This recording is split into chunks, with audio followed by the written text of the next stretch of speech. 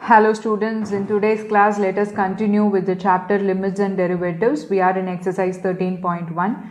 So before we get into the problems, I wish to give you the quick recap of all the theorems and the formulae which we read so far, so that it will be easy for us to solve the problem. So to start with, we know what is meant by a limit. When a limit of a function will exist, when both left hand limit, right hand limit exist and both should be equal, then only the limit of the function will exist. So when we are finding a limit of a particular function, we have to check it from both right side and the left side. If both the limit exist only, and if they are equal, then only the limit of the function will exist and it will be equal to that common value. Left hand limit we will denote it by minus, right hand limit we will denote it by plus, right? Then we have seen algebra of limits, sum, difference, product, quotient, everything is true, and also it is true for a scalar. Then we have seen limits of polynomials and rational functions. Limit extending to a f of x is nothing but f of a, right? And also we have seen a theorem for any positive integer n, limit extending to a x power n minus a power n divided by x minus a equal to n into a power n minus 1, right? Hope you all remember all these things. Then while solving problems, first we will apply the limit and we will check whether are we ending up with 0 by 0 form. If we are ending up with 0 by 0 form, we will try to reduce the given question by simplifying it, and then only we will proceed with our limiting process. While simplification, we may use substitution method as well. When you are substituting by another variable, keep remember that the limit of that particular variable will also change, right? Then we have seen limits of trigonometric functions. F of x, if f of x is less than or equal to g of x, then their limits will also be less than or equal to. And we have seen sandwich theorem. If we have three functions, and if the first function and the last function tending to a one particular limit, then the function which is sandwiched in between those two will also tend to that same limit.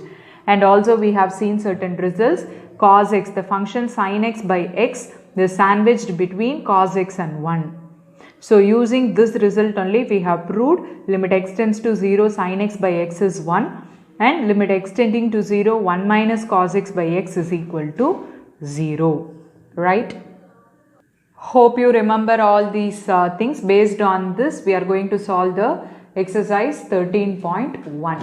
So we have completed till question number 17. Let us see how to solve our question number 18. Limit extends to 0, ax plus x cos x divided by b sin x. At x equal to 0, if we put a into 0, we will get, and cos 0 into cos 0, so numerator we will get 0. Denominator sin 0 is 0, so it takes the form 0 by 0. So we have to reduce this, right? So how to reduce this? We have x in common in the numerator, so we have taken x as common. So a plus cos x divided by b sin x. When we have sin x function, we need x in the denominator. Limit extends to 0, sin x by x is 1. So we try to bring it in that form. So x by b sin x into a plus cos x, right? Again it is product of two functions, so we can apply the limit separately. Now we got x by sin x, but we need sin x by x. So how we can write this? We can reciprocate this completely. 1 by limit extends to 0 sin x by x is nothing but x by sin x only, right? Why we have done this? Because we know the value for this only. And again when you come back to this, limit extends to 0, again you can split. A is independent of x, so it is going to be a only. As limit extends to 0, cos x is going to become cos 0. Cos 0 is 1, right? And this denominator is going to be 1 by the result which we have seen. So 1 by b into 1 into a plus 1. So which is nothing but a plus 1 by b, right? Hope you got it. Let us move on to the next question now. Now let us see how can we solve this problem. Limit extends to 0 sin ax plus bx divided by ax plus sin bx. Immediately on looking at this problem, you should not write limit extends to 0 sin ax by ax plus bx by sin bx. Okay, we got it in our form sin x by x. So we can reciprocate this as we did here. So that we can apply 1 plus 1 and don't think, because most of the people will have that thing in their mind, right? Because the denominator cannot be split. What you should do, whatever the denominator is there, it is completely for the numerator. So this can be written as sin ax divided by ax plus sin bx plus bx divided by ax plus sin bx. Whatever is there in the denominator is completely for each and every term in the numerator. You cannot split first term of the numerator with the first term of the denominator, second term of the numerator with the second term of the denominator. Keep remember this, okay?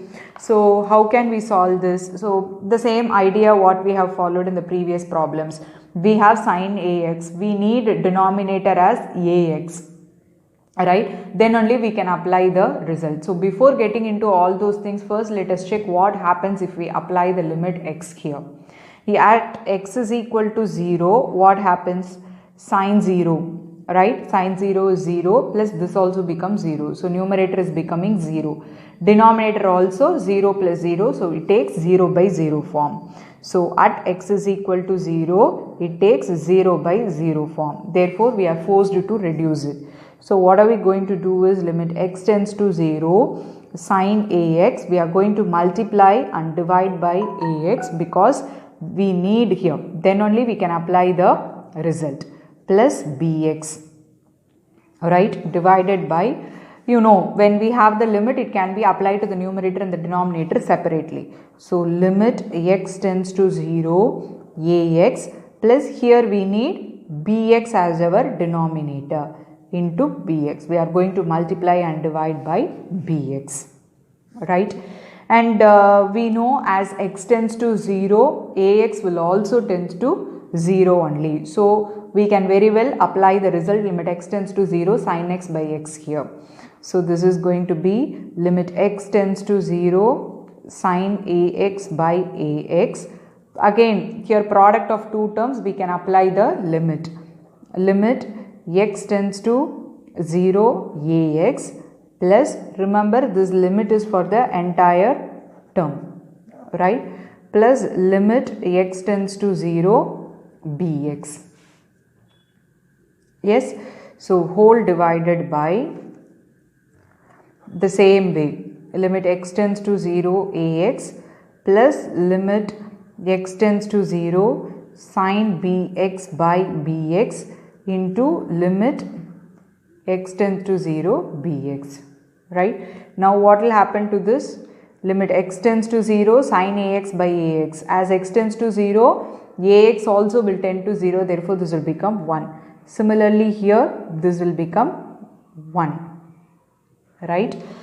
After those two terms become 1, what we are left with? Limit x tends to 0, ax plus limit x tends to 0, bx. I have taken limit x tends to 0, ax as common, so we will have ax plus bx. Similarly, in the denominator, limit x tends to 0, ax plus bx, right? Now ax plus bx will get cancelled, so which is nothing but limit x tends to 0, 1, which is nothing but 1. 1 is independent of x, therefore the answer is 1, right? Hope you understood. Let us move on to the next question now. Now let us see how can we solve this problem. Limit x tends to pi by 2, tan 2x divided by x minus pi by 2. So at x is equal to pi by 2, what happens this? Tan 2 into pi by 2 divided by pi by 2 minus pi by 2, right, which is equal to tan pi. Tan pi is 0, so 0 divided by 0, so it takes 0 by 0 form. So we have to reduce the question. So what are we going to do is, we are going to replace this, we are going to substitute this by some other variable, because here x tends to pi by 2. This term only leads to 0 by 0 form, right? So our aim is to convert, to reduce the question in order to avoid that 0 by 0 form. So how can we avoid? So we need to substitute this. So let x minus pi by 2 is equal to some other variable y. I told you, as soon as you make some substitution, the limits also will change. So as x tends to pi by 2, y will tend to what? Y will tend to 0, right? Because if I put x is equal to pi by 2 minus pi by 2 will become 0. So as x tends to pi by 2, y will tend to 0. Therefore, the question will change to limit y tends to 0 tan 2 into, instead of x, we are going to put x is equal to what? X is equal to y plus pi by 2, right? So y plus pi by 2 divided by x minus pi by 2 is nothing but y, right? So which is nothing but limit y tends to 0 tan 2y plus pi. I have multiplied 2 inside, so divided by y. But what is the tan 180 plus theta? Which is nothing but tan theta. So this is nothing but limit y tends to 0 tan 2y divided by y. So what is tan y? Sin y by cos y. Here we have 2y. So sin 2y divided by, already we have y divided by into cos 2y. Hope you got it. Instead of tan 2y, we have written sin and cos, because we know the results for sin and cos only, right? And in order to apply the result for sin, again we need the denominator as 2y. So we will multiply and divide by 2y now. Limit y tends to 0 sin 2y divided by 2y into 2y. We are multiplying and dividing by 2y, y into cos 2y. Right? Now if we split the limit, what will happen? As y tends to 0, 2y also will tend to 0. You have to mention that, okay? So this will become 1. Yes, into limit y tend to 0, 2y divided by limit y tend to 0, y into cos 2y. Now what we have, this y and this y will get cancelled, or else you can write it as common. Limit y tend to 0, we have numerator 2y divided by y cos 2y. So this y and this y will get cancelled, which is nothing but 2 into limit y tend to 0, 1 by cos 2y. As y tends to 0, cos 2y, cos 0 is going to be 1. Right, cos 0 is going to be 1. So we will get 2 as our answer. 2 into 1, which is nothing but 1. So instead of doing this here itself, we can do, since we have y in the denominator, instead of multiplying and dividing by 2y, you can directly multiply and divide by only 2. Instead, no need of y. Anyhow, this y and this y is going to get cancelled. Right? Since we have y in the denominator already, it is enough if you multiply and divide by only 2, so that you can use this for our result and you can go with. Or else 2y, even if you multiply, 1y will get cancelled. Yes, and here you have to mention as y tend to 0, 2y also will tend to 0. You have to mention that. Since 2y tends to 0, we are using that result, or else we cannot use that result, right? Hope you got it. Many will have a question, why we have substituted x minus pi by 2. How will I know that? That's what I am repeating. The things which lead to the form of 0 by 0 has to be reduced. So that's why we are substituting x minus pi by 2 to some other variable, because as x tends to pi by 2, the denominator will be 0 only, right? Hope you got it. Let us move on to the next question. Now let's see how to solve this question. This is another method, another model of problem which we come across in this chapter. They have given you a function f of x, which is 2x plus 3, which is defined as 2x plus 3 when x is less than or equal to 0. And it is defined as 3 into x plus 1 when x is greater than 0. They asked you to find limit x tends to 0 f of x and limit x tends to 1 f of x. So keep remember, I told you a functional value will exist at a limit only when both right hand and the left hand limit exist and they both are equal, right? Since the function is being defined discontinuous, continuous, piecewise they have defined, right? So you have to check whether they exist, whether the left hand limit exists and the right hand limit exists and whether both are equal. then only we can write what is limit x tends to 0 f of x, because they are not defined equally in all the points, right? They have given you different definitions for the values of x. So first let us find the left hand limit for x tending to 0. So limit x tends to 0 minus, left hand limit is denoted by minus, right? Minus f of x, which is equal to limit x tends to 0 minus, through left hand side, this side is less than or equal to negative, right? Greater than 0 means right side. This is your number line, this is 0, this side is less than 0 and this side is greater than 0. This is greater than 0 and this is less than 0. When the numbers are less than or equal to 0, the function is defined as 2x plus 3. This is left hand limit. The values are approaching 0 from the left hand side. This is approaching 0 from the right hand side. So limit x tends to 0 through the left hand side. What is the function? 2x plus 3, right? 2x plus 3, sorry. The procedure is same. Anyhow, at x equal to 0 only we are going to define. We are going to find the limits. So at x equal to 0, what will happen? This will become 0 plus 3 is independent of x. So which is nothing but 3. So left hand limit is 3. Similarly, let us find out what is right hand limit. X tends to 0 plus f of x, which is equal to limit x tends to 0 plus, when it is greater than 0, through the right hand side. When the values are approaching from the right hand side, the function is 3 into x plus 1, right? Which is equal to 3 into 0 plus 1. So which is going to be 3 again. 3 into 0 is 0 plus 3 into 1 is 3. So both right hand and the left hand limit exist and both are equal to 3, and hence the limit of the function exists and it is also equal to 3. Alright. Therefore limit x tends to 0 minus f of x, which is equal to limit x tends to 0 plus f of x, which is equal to 3.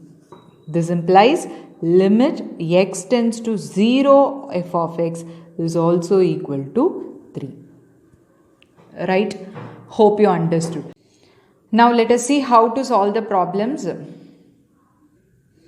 For the second subdivision, limit x tends to 1 f of x, right? So you have to think carefully here. Now we are going to find the limit at x is equal to 1. We are going to find the limit at x is equal to 1. So we are the usual procedure as we done for the previous subdivision. We have to find out the left hand limit and the right hand limit.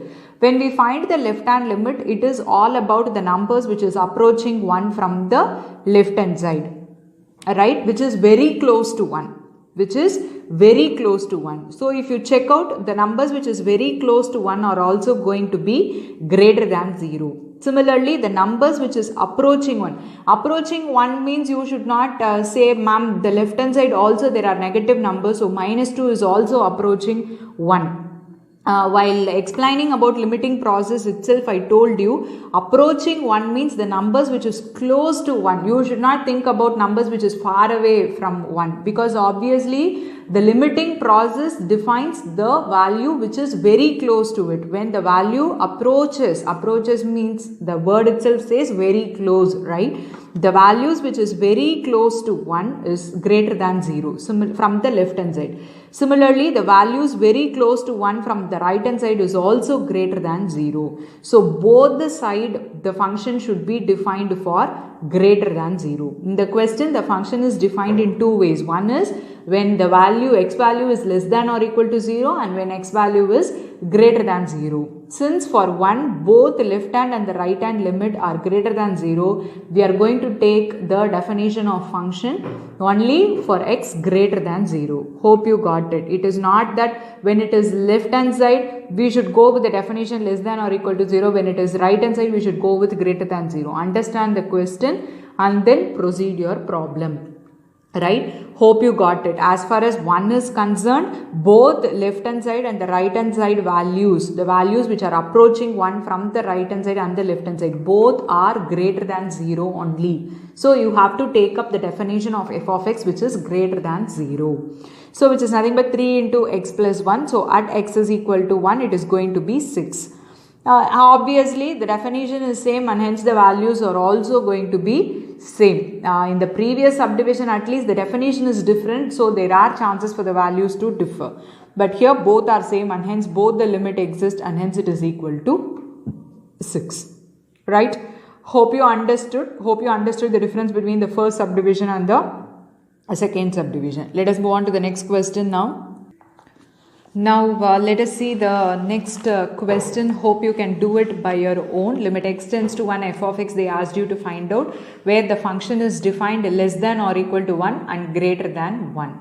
So this is clearly defined for 1. So to find the x tends to 1, you have to find left hand limit and the right hand limit. When it comes to left hand limit, the values are going to be less than 1. Right? So you have to take this definition. When it is going to be right hand limit, the value approaching 1 is going to be greater than 1. So you have to take this definition and check out what limit are you getting, left hand and right hand limit. If both are equal only, the limit of the function will exist, or else you have to tell the limit of the function does not exist.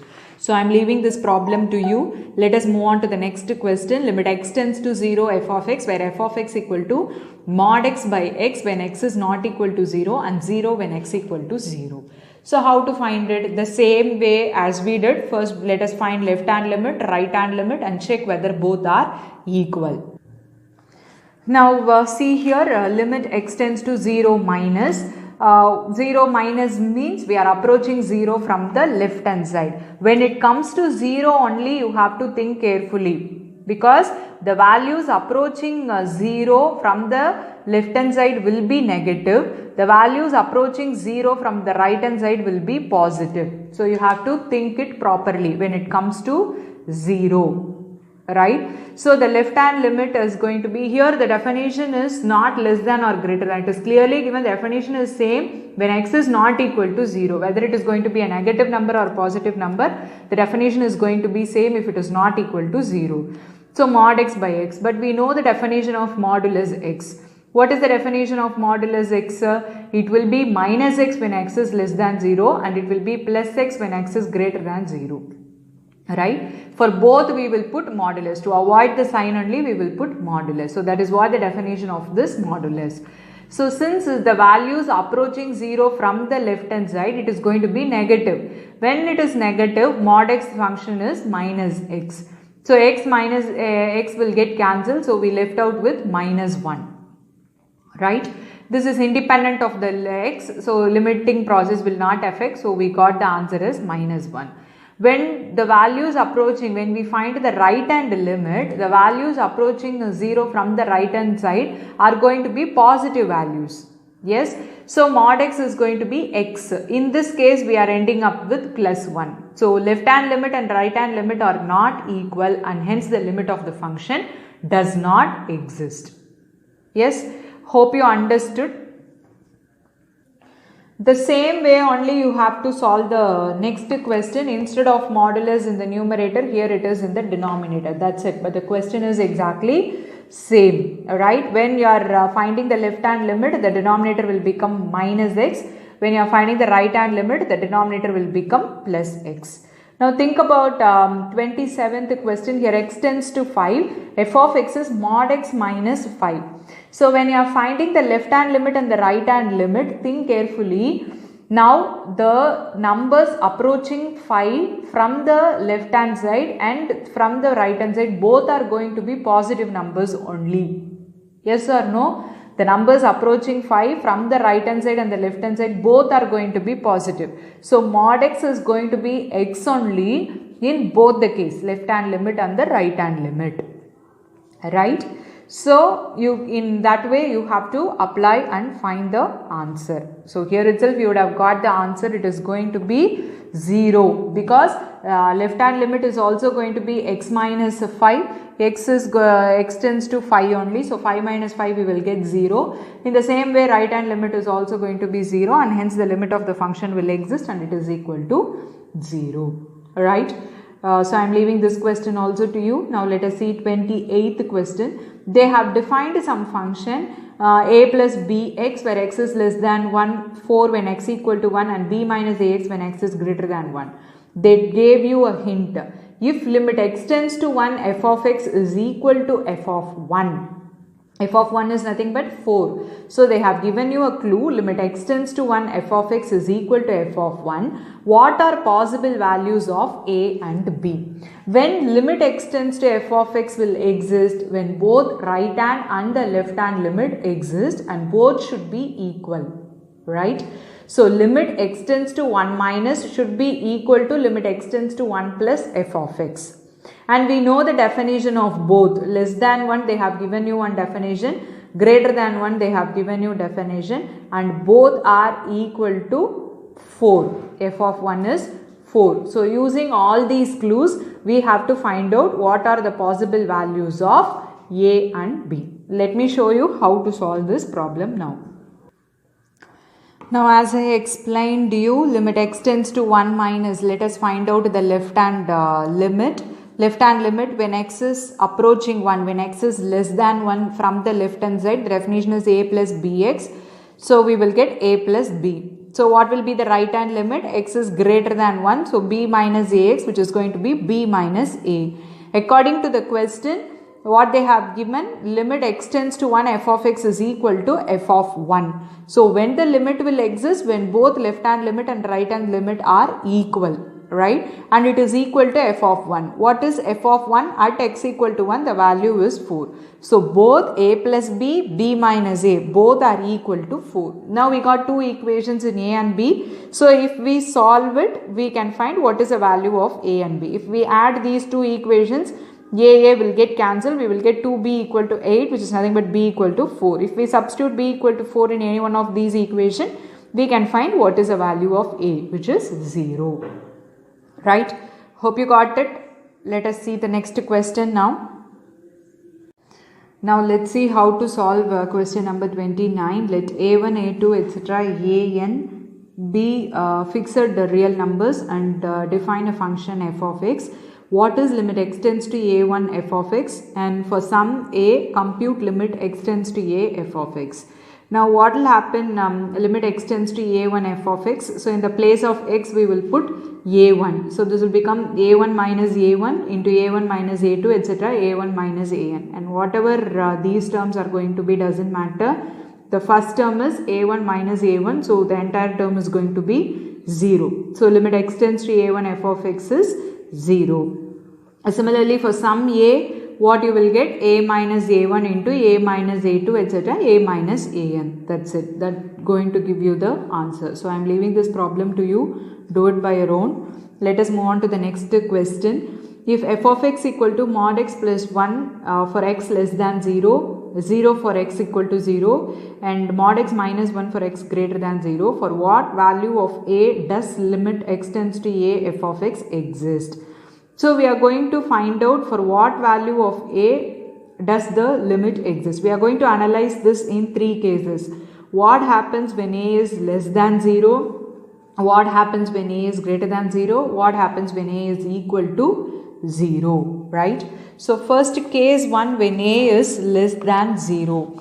So understand it properly. Here is 0. Now we are going to find out what happens when a is less than 0. This side all the numbers are going to be negative, right? So somewhere here suppose a is, and we are going to find limit x tends to a f of x. Now we need to find both left hand limit and right hand limit. The numbers approaching a from the left hand side and the number approaching a from the right hand side. And since a is less than 0, a is somewhere here and all these numbers are negative. So even if the numbers approaching left hand side is also going to be negative, and the number approaching from the right is also going to be negative. So we have to take the definition of the function when x is less than 0 for both the case a minus and a plus. Hope you got it. So understand it and then take your definition, right? Since we have taken a is less than 0, both left hand and right hand limit is going to be negative only, right? So you have to take the definition of f of x for x less than 0, which is mod x minus 1. Yes. So what is modulus of x plus 1? Modulus of x is going to be minus x when the value is less than 0. So it is going to be minus x plus 1. So it is minus a plus 1. Similarly here also it is minus x plus 1. So it is going to be minus a plus 1. So when a is less than 0, both the left hand limit and the right hand limit are equal, and hence the limit of the function will exist when a is less than 0.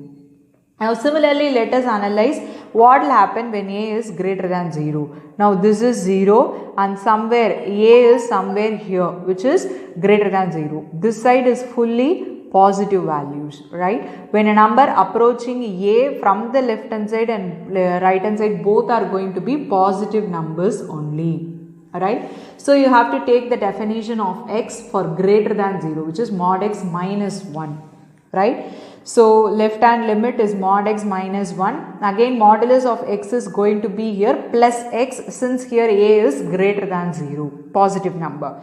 So it is going to be a minus 1. Similarly here also it is going to be a minus 1. Hope you people are following me. If you have doubts you can ask me later, right? So here both the limits are equal and hence it will exist when a is greater than 0. Yes, the same argument as we did in the previous case. Now we are going to see what will happen when a equal to 0. Whenever the process is for equal to 0, you have to be very careful, as I told in one of the previous problems. The left hand limit and the right hand limit, you have to be careful. The numbers approaching 0 from the left side are going to be negative, and the numbers approaching 0 from the right side are going to be positive numbers. Right. So accordingly the definition will change. When x is less than 0, it is modulus of x plus 1. When x is greater than 0, it is going to be modulus of x minus 1. Right. So when it is a minus, it is x modulus of x plus 1. This is modulus of x minus 1. Again modulus of x will become negative when it is negative number, right, towards your left hand side. It will become positive when it is right hand side, right. Now a is nothing but 0. We have taken a value as 0. So it is going to be minus 0 plus 1, which is nothing but 1. Here 0 minus 1, which is going to be minus 1. So left hand limit and the right hand limit are not equal, and hence limit of the function does not exist at a equal to 0. Yes, hope you understood the question. So read the question twice, thrice, understand the meaning and then proceed with your problem. Now let us see the next question. In the next question, they have defined, they have told you, if the function f of x equal to limit x tends to 1, f of x minus 2 divided by x square minus 1 equal to pi. If the function f of x satisfies this, find limit x tends to 1 f of x. This is simple solving an algebraic equation, right? So we need x tends to 1 f of x. So bring the remaining terms to the other side and find the answer. That's what we are going to do. In between we are going to apply the algebra of limits. That's it. So we are going to apply limit for each and every term, numerator, denominator. Here it is independent of x, so it is going to be 2. The denominator will become 0 actually, right? Limit x tends to 1 x square minus 1. So it is going to be 1 minus 1, which is going to be 0. So don't get panic. If you bring the denominator to the other side, everything will become 0. So here we have limit x tends to 1 f of x minus 2. So if you bring it to 2 to the other side, we will get limit x tends to 1 f of x is 2. That's it. It's a very easy and simple problem. Let us move on to the last question now. Here again it's similar to question number 28. They have given you some unknown values here m and n. They asked you to find out for what values of m and n does limit x tend to 0 f of x and does limit x tends to 1 f of x exist. We know very well when the limit will exist, when both right hand and left hand limit exist and both should coincide. So the same argument we are going to do it here. So when x tends to 0, at x equal to 0, remember where left hand limit is going to be negative numbers, right hand limit it's going to be positive numbers. So when x is less than 0, the definition is mx square plus n. So limit x tends to 0 minus f of x, we have to take mx square plus n. Right. So when x tends to 0, this will become 0, so we will left with n, right. When it is when we find the right hand limit, it is going to be positive numbers.